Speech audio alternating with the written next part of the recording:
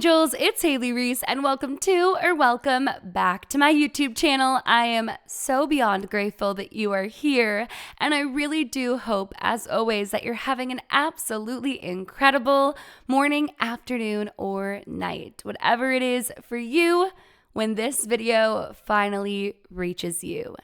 Today's video is absolutely not the episode that I had planned. In fact, all of today was not on any of our bingo cards, and everything that happened was just like one thing after another, one scare after another, and for me, it ended in leaving the hospital with a terrifying and true haunted doll experience. This is one of those experiences that you hear about, that you learn about, and you're sat there questioning how different the Hollywood movies really are to real life, and just how dark, eerie, and unpredictable these hauntings can be. For those of you who may be new to my channel or perhaps haven't been tuning in, I am uploading a new video every single day.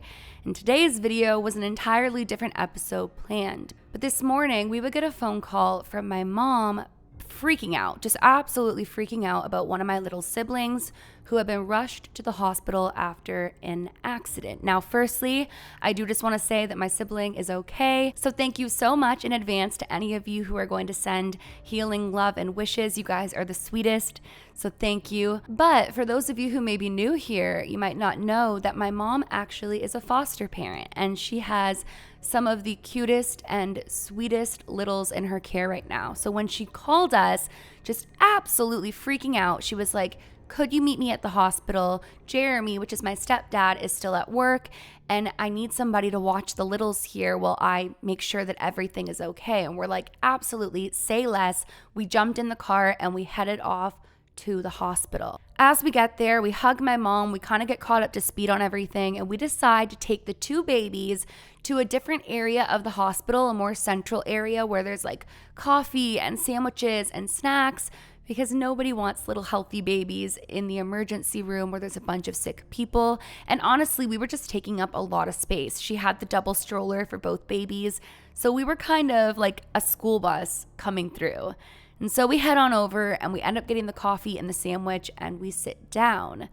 Now, if you've ever been in public with adorable little babies, even one adorable little baby, let alone two, you know that especially with the older grandparents or like the sweet other mothers, they just love seeing a happy, smiling, adorable little baby, especially when you're in a hospital where there's so much going on. I'm sure so many of those people were visiting somebody who was sick or there for whatever reason it may be.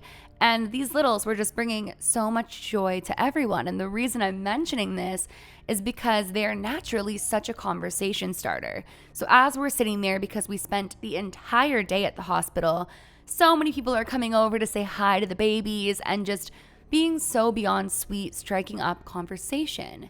And that was when one woman would sit down next to us in like the little couch seating area next to the table that we were at with the babies. This woman was so sweet. She says hi to the babies and hi to us. And first she asks if they're ours. And we're like, no, we're just watching them right now. And that was when she notices that sitting on the table next to us was my friendly ghost beanie hat that I'd sold a couple of years ago. I had it next to like where we had the coffees and the baby blankets and the baby bottle. And I noticed her looking at it, and that's when she turns to me and she says, I love that hat. And that's when I tell her, thank you so much. It's actually my hat. I used to sell it. We don't have any available right now, but I am thinking of bringing it back. And that's when she was like, dang it, I was gonna ask you where you got it. But as she's kind of talking about the hat, I noticed that like her brain seems to be working in a way that I just know she's likely going to ask me about the inspiration behind the little ghost. And that's when she says to me so casually, she goes, do you believe in ghosts? And I look at her probably with the funniest smile and go, oh girl, you have no idea. I absolutely believe in ghosts. And she looks at me with the most serious face and says, oh, I know the ghosts are real. I absolutely believe in ghosts. So I ask her, do you have an experience of your own? And she looks at me in this like weary way of like, do I tell this experience? And I look at her and say, listen, I grew up in a haunted house. I have had so many paranormal experiences. I have been to so many paranormal locations. Nothing you say will sound unbelievable to me. I 100% believe in the unbelievable. And that's when she asks me a little bit more about my personal life with ghosts and paranormal experiences. But she furthermore asks me if I have any experience or knowledge in the world of haunted dolls. And that's when she begins to tell me a story about her daughter and a haunted doll that, while she was telling it, and it's been years, brought complete goosebumps to her arms. The hair on her arms, you guys, was standing up so high you would think that the whole room had turned into an iceberg. Like, she was so distraught by it, even this many years later. So let's start at the beginning of the story as she told it to me. She said that at this time, her daughter was around 4 years old, and the one thing that they'd really been struggling with her was the way that she was talking. She wasn't a really talkative child. She was a little bit speech delayed in a number of ways, but they couldn't really decipher if it was that she was actually speech delayed or if she was just really shy. Because any time that she would start to talk, it seemed like she really knew what she wanted to say. She could form the sentences and speak quite well, but she just wasn't eager to talk, didn't really talk to anybody, even in speech therapy, and it was something that they were working on. And so the one day she brings her daughter into a big store that had a bunch of toys in it, and they start looking through like a bunch of different toys to hopefully encourage her to start talking. So they're walking through the aisles, and the way that she describes it to me is they're like pointing at the little ducky, and they're pressing the buttons on it, and the ducky's saying things like quack quack quack, and they're trying to see if she'd start to like interact with these certain toys. And while they're walking up the aisle, you guys, her mom says that she wasn't showing any interest in any of the toys that had been recommended to her. Her mom was in a number of groups and talking with a number of professionals, and they're recommending all of these learning toys that can be really helpful, especially for children who don't willingly want to speak. If you get a certain doll that may have a talking prompt, they told her, it might encourage her while you're not staring at her or expecting anything of her, for her to engage in conversation with the dolls. But yet there didn't really seem to be any connection with any of the toys. So this woman tells me that she's getting to the point of thinking none of this is really working, and they're about to leave the store when she turns to talk to her husband about something, and they suddenly hear their little girl talking away. They both look over to see who she's talking to, and that's when they see her with this little doll, and she is in a full conversation with the doll. Now, this woman would tell me that one of the first red flags that she should have noticed was that the doll didn't have any prompts, but it seemed like her daughter was waiting for a response from the doll and then engaging back as if there was a full conversation happening. But again, the doll wasn't one of those dolls that talked. But they just thought this was fantastic. They're like, this is amazing. She's finally found something that she's connecting with that's opening up a dialogue for her. We are so buying this doll. And so they grab the doll, they go to the checkout, and they leave. And the whole way home, this woman's telling me that her daughter is just talking to this doll in a way that like she's never heard her daughter talk. And so as they're driving, she remembers saying something to her daughter like, do you really love this doll? Like, why do you love this doll so much? And that was when her little girl says to her, I love the things she says to me. And when her mother would ask her what the doll was saying, she would completely block her out and completely ignore her, but just keep talking to the doll. Now that night, she said that really strange things immediately started to happen. They put her to bed and she wants to sleep with this little doll. And so they put the doll in with her and they tuck her and the doll in. They go to their room, you guys. They get all comfortable and cozy and start dozing off. And there on the hardwood floor of their hallway, they hear what sounds like a little child running up and down the hallway. Keep in mind, they only had their daughter. And so they're listening and they start to hear what sounds like a little kid talking in the hallway. So eventually they go to get up to put her back to bed, and that's when they do not see their daughter in the hallway at all. So they start walking towards her room, and they creak open her door and they look inside and she's sound asleep. But they notice that the doll actually isn't there. They start looking around the room, looking for the doll. And as they go back to their bedroom, at the foot of their bed on the floor is this doll just sitting there at the foot of their bed. So please imagine, because at this point, like I said, she's telling the story and her arms, the hair on her arms is standing up. Please imagine you hear what sounds like a child running up and down your hallway talking. You get out, not only is your child sound asleep, but this doll is now at the foot of your bed. They get up and they put the doll in their daughter's bedroom on her nightstand. They leave the room and they go back to bed. In the morning, they get up and they see the doll sitting on the kitchen counter. But get this, their daughter wasn't even awake yet. Their daughter wakes up, grabs the doll, and immediately one of the things that she really noticed was that her daughter was isolating a lot with the doll. It didn't seem to be helping her speech with anybody around the house, but it really did seem to be helping her speech in the sense she would shut herself in her room and just talk away to this doll. But shortly after getting this doll, really odd things started to happen. The running in the hallway would pick up. They would still hear what sounded like a little kid, but anytime they would go to look, their daughter was sound asleep. And somewhere random in the house, there was the doll.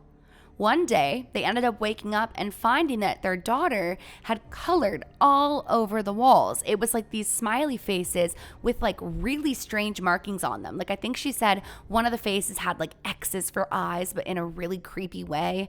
And they went and talked to their daughter about this because they do not color on the walls in their house. That was a big rule.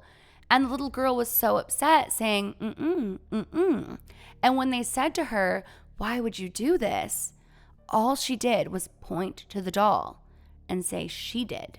Things would go missing in the house and reappear in other places.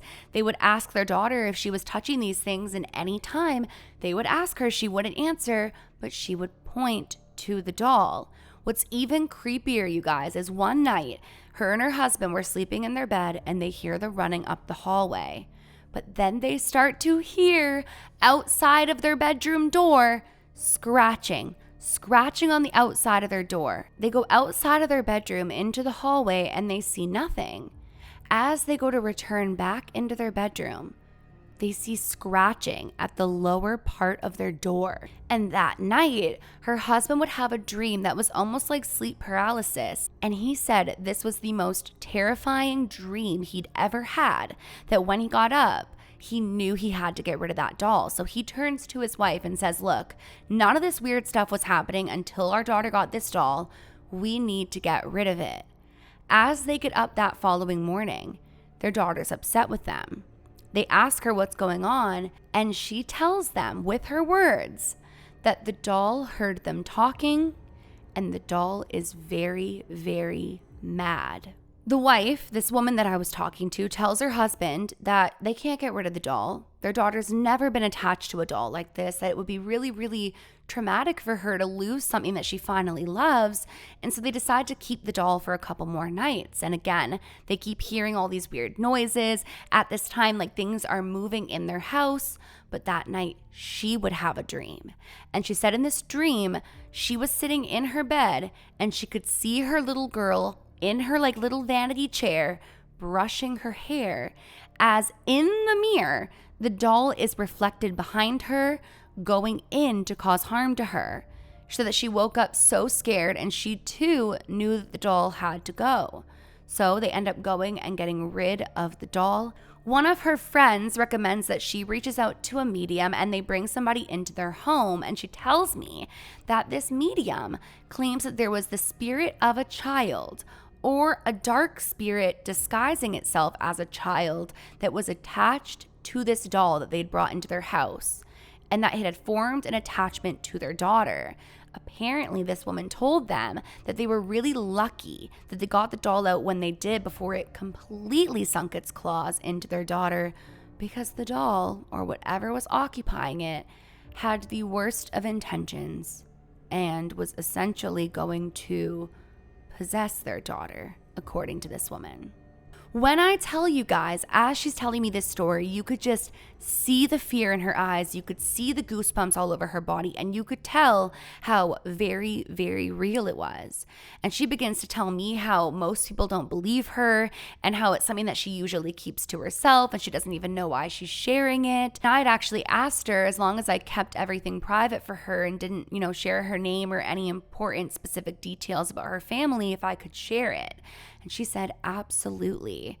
But that is basically what happened to this woman with a doll. And that's not too far from where I live. Again, this was just a woman who had never seen me on YouTube, saw the hat, striked up a ghostly conversation, and started to tell me these haunted doll experiences that she'd had.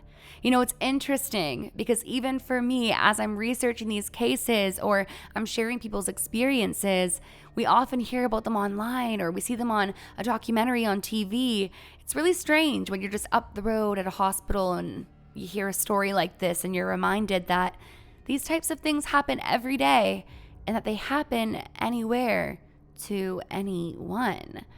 But honestly, I would just love to know what you guys think of this. Again, this was not the episode that I had planned, but when I got home from the hospital and I was talking about it again with Tyler, I was like, you know what? Let's sit down and share this. We are uploading a video every single day. We got all the time in the world for all the other episodes. Let's talk about this while it's fresh in my mind.